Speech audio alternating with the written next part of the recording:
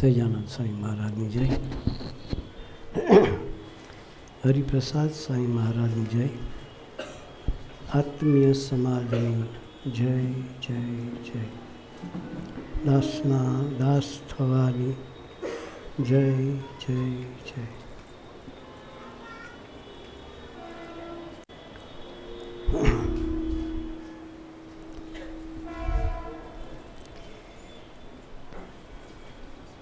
આપણે બધા જ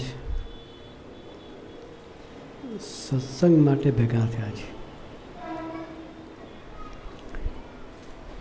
સત્સંગ શાને માટે કરવાનો?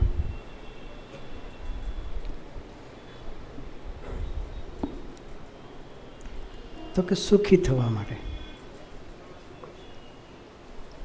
શા માટે સત્સંગ કરવાનો?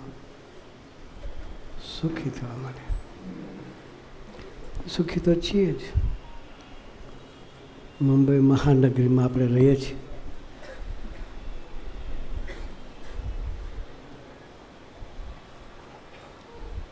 પણ દરેકની સુખની કલ્પના જુદી જુદી હોય છે. આ નાનું છોકરું છે, એને રમકડું આપશો એટલે સુખી થઈ છે. ચોકલેટ આપશો તો એની સુખની કલ્પના રમકડામાં ને ચોકલેટમાં છે. એમાં આપણા રમકડા જુદા છે.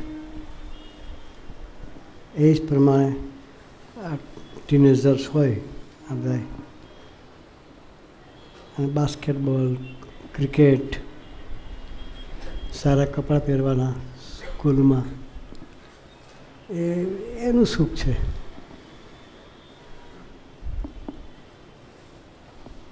જેમ મોટા થતા જાય એમ એના સુખની વ્યાખ્યા બદલાતી જાય. અને ચોકલેટમાં સુખ ન મનાય, નાના રમકડામાં સુખ ન મનાય. બહુ રમ્યા એમ દરેક વ્યક્તિની સુખની વ્યાખ્યા જુદી છે.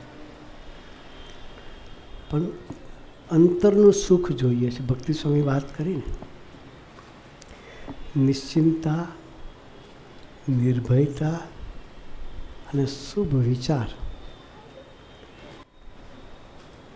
એ ત્રણ વસ્તુએ અંતરના સુખ. અંતરમાં સુખ હોય તો આવે, બાકી ના. બજારમાં મળતું નથી. નિશ્ચિંતા બજારમાં મળતી નથી. નિર્ભયતા બજારમાં મળતી. શુભ વિચાર ગમે એટલા પૈસા ખર્ચો તો એ શુભ વિચાર ના મળે. આવા સંતના સમાગમમાં મળે. આવા સંતના સમાગમ. દરેક વ્યક્તિ જન્મે છે ત્યાંથી મરતા સુધી સુખ માટે પ્રયત્ન કરે. પણ દુઃખ શેમાં છે કોઈ વિચારતું નથી.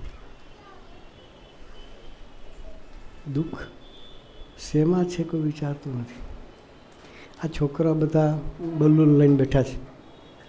બલૂનવાળા છોકરા ઊભા થઈ ગયા. બધા બલૂન હાથમાં લઈ. બધાના વડીલોને બતાવો શું લખ્યું છે. એક મિનિટ આમ આ બાજુ બતાવો. હું મારું, આઈ એમ સમથિંગ, મેં કર્યું, મારા દ્વારા થયું, એ બધું જાણપણું છે. એ નીકળે તો સુખી થવાય. આ નાના છોકરાઓ બધું આ મેં કર્યું, આ હું કરું છું, આ હું જ છું, મેં કર્યું, મારા થકી થયું છે, આઈ એમ સમથિંગ, એ જે જાણપણું છે દરેક વ્યક્તિને, એ સુખી થવા દેતું નથી. નાના છોકરાઓ એ મિશન લઈને બેઠા છે કે આમાંથી અમને કાઢો.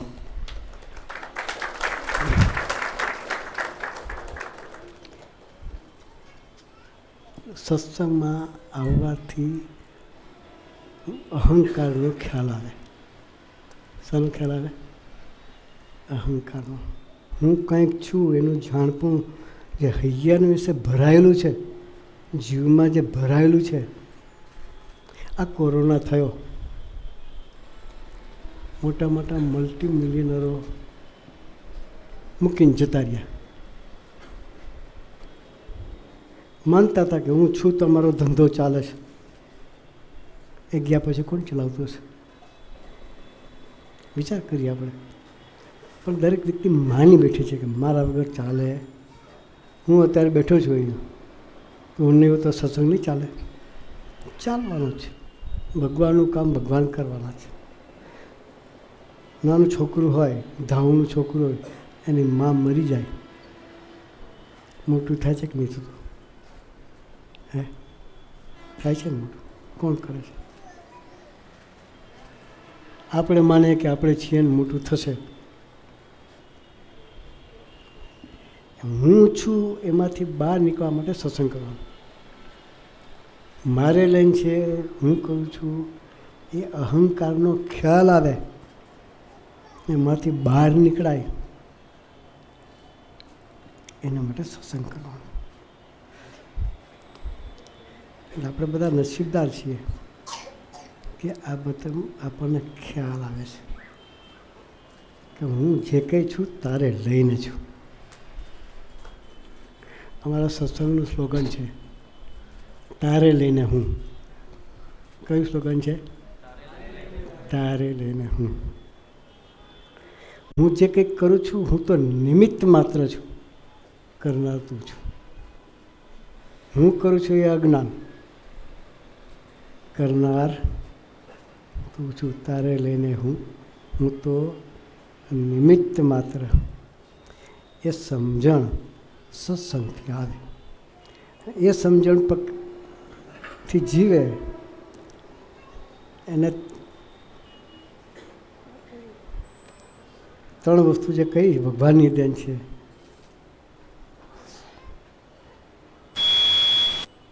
ત્રણ વસ્તુ આપણે કહી ને, સુવિચાર, નિશ્ચિંતતા, નિર્ભયતા. એ ત્રણ વસ્તુ સત્સંગથી આવે.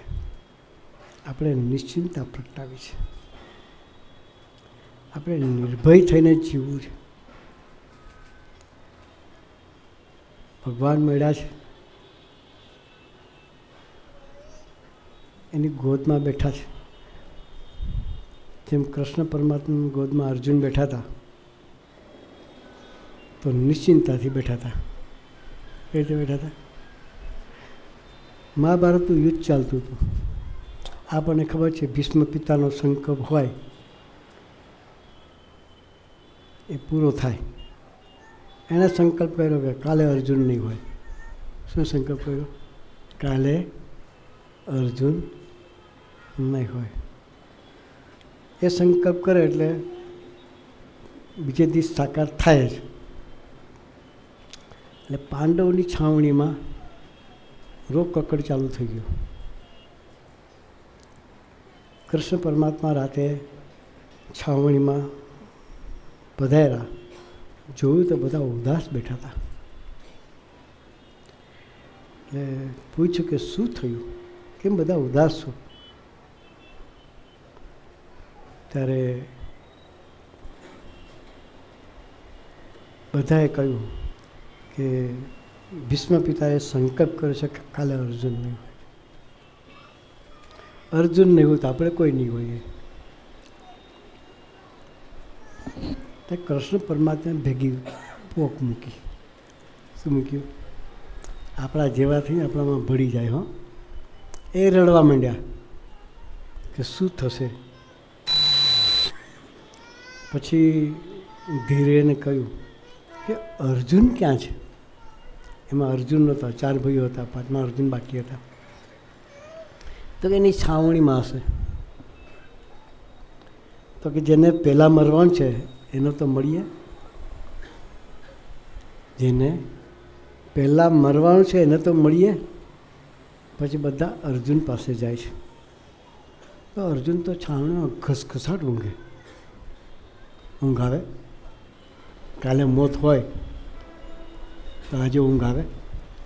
ઊંઘ આવે. હા, ઊંઘ ઉડી જાય અને આજુબાજુ બધાને ઊંઘ ઉડાડી નાખીએ આપણે. આપણી તો ઉડી જાય, પણ પરિવારના બધાની ઊંઘ ઉડાડી નાખીએ. એટલે કૃષ્ણ પરમાત્મા બધાને લઈને અર્જુન પાસે જાય છે. તો અર્જુન ઘસઘસ રમતા હતા. પછી કૃષ્ણ પરમાત્માએ હલાયા, ઉઠાડ્યા. અર્જુન, તો પ્રભુ તમે અડધી રાતે? તો કે હા. કે એટલે બધા 4 ભાઈઓને જોયા, માતાને જોયા, બધાને જોયા. એટલે કે એકદમ બધા કેમ ભેગા થઈ ગયા? તો કે તને ખબર પડી? તો કે શું? તો કે ભીષ્મ પિતાએ સંકલ્પ. હા. તો કે શું સંકલ્પ કર્યો? કાલે અર્જુન નહીં હોય. કે કોણ બોલે છે? અર્જુન પોતે બોલે છે. પૂછ્યું કે તને ખબર છે ભીષ્મ પિતાએ શું સંકલ્પ કર્યો? તો કે હા, કાલે અર્જુન નહીં હોય. કે તો કે તું ઊંઘે જ કેમ? કે કાલે તારું કાલે મોત છે તો તને ઊંઘ કેમ નહીં આવે છે? ત્યારે અર્જુન એક વાક્ય કહે છે, એ આપણે સમજવા જેવું છે. એનો આશરો બોલે છે, એની નિષ્ઠા બોલે છે. કે અર્જુન કહે છે કે પ્રભુ તમે છો ને? કે તમે મારી સાથે જ છો ને? કે તો હું તો છું જ ને. જ્યાં સુધી યુદ્ધ ચાલે ત્યાં સુધી તારા સારથી તરીકે રહેવાનો મેં સંકલ્પ કર્યો છે. કે હું તને મૂકીને ક્યાં જવાનું છું? તો કે બસ તમે છો તો મને નિરાતે સુવા દો. કે શું કહ્યું? તમે છો તો મને નિરાતે સુવા દો. એ પ્રાપ્તિનો કેફ કહેવાય. શું કહેવાય? મને ભગવાન મળ્યા છે તો એ મારું ક્યારેય અહિત કરે નહીં. એમ આપણે બધા અર્જુન છીએ. આપણા જીવનમાં એક સારથી જોઈએ. આપણે નસીબદાર છીએ કે સ્વામીજી આપણને ભક્તિ સ્વામી, હરિપ્રિય સ્વામી જેવા સંતો આપ્યા છે કે નિરંતર આપણને ભગવાનમાં જોડેલા રાખે. શેમાં રાખે? ભગવાનમાં જોડેલા રાખે. તો આપણે એની ગોદમાં રહી એટલે સ્વામીજીને માથે પડીને જીવતા થવું છે. કોને માથે? સ્વામીજીને માથે પડીને જીવતા થવું છે. જો માથે પડીને જીવતા આવડી જશે ને તો નિશ્ચિંતતા, નિર્ભયતા ઓટોમેટિક પ્રગટી જશે. તો આજનો શુભ દિવસ છે. બધાના દર્શન થયા. આપણે બધાએ સંકલ્પ કર્યો છે કે સંતના વચન વિશે વિશ્વાસ રાખી એ જે કેમ એ પ્રમાણે આપણે જીવતા થઈએ અને જીવીને સ્વામીજી સાથેનો બાપ દીકરાનો સંબંધ કરી અને નિશ્ચિંતા અને નિર્ભયતા પ્રગટાવી આપણી યાત્રા ભગવાન તરફ ચલાવતા રહીએ.